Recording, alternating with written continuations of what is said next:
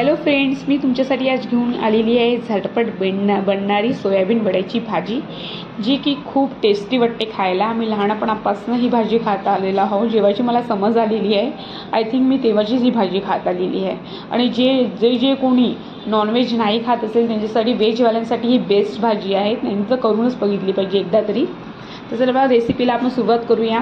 छान मी गरम पाण्यामध्ये सोयाबीन वड्या धुवून टाकलेल्या आहे आणि त्याला पिळून छान ते मॅग्नेट करायला ठेवलेलं आहे। त्यामुळे 3 चम्मच मी दही घातलेला आहे, तिखट, हळद, मसाला, धने पावडर आणि थोडासा गरम मसाला टाकून आणि तेल टाकलेलं आहे। थोडंसं 2 चम्मच तेल टाकलेलं आहे खाण्याच्या चमच्याने, छोट्या चम्मचनी। त्याला मॅग्नेट करून ठेवलेलं आहे। एक मोठा कांदा घेतलेला आहे आणि थोडं खोबरं घेतलेलं आहे, त्याला भाजून घेतलेलं आहे। 7-8 लसणाच्या कळ्या घेतलेल्या आणि थोडं आलं घेतलेलं आहे, त्याची पेस्ट केली आहे। आणि 2 मोठे टमाटर पण घेतलेले आहे मी, त्याची पण पेस्ट करून घेतलेली आहे। कढईमध्ये आधी मी तेल टाकलं, तेलामध्ये मोहरी टाकलेली आहे, जिरं टाकलं आहे, 2 तमालपत्र टाकून त्याला होऊ दिलेलं आहे। नंतर मग आपला मसाला, खोबऱ्याचं वाटण टाकलं आहे, कांदा खोबऱ्याचं वाटण।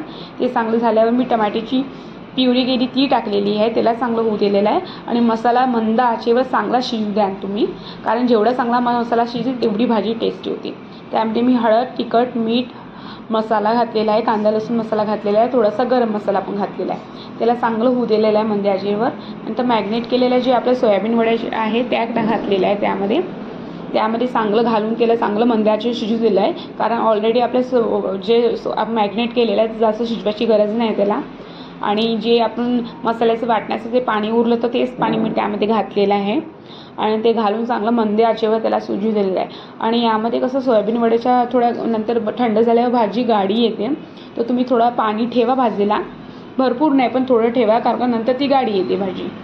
तर गरम पाणी टाकून थोडं भाजीला आणखी 2 मिनिटं शिजू दिलेलं आहे मी। आणि इकडे आपली भाजी रेडी झालेली आहे, बघू शकता तुम्ही किती छान कलर आलेला आहे। मला तरी असं वाटते प्रत्येकाने करून बघायला पाहिजे अशा टाईपची भाजी, कारण खायला खूप चविष्ट वाटते। आणि भाजी कशी वाटली सांगा आणि चॅनलला सबस्क्राईब करून जा। थँक्यू।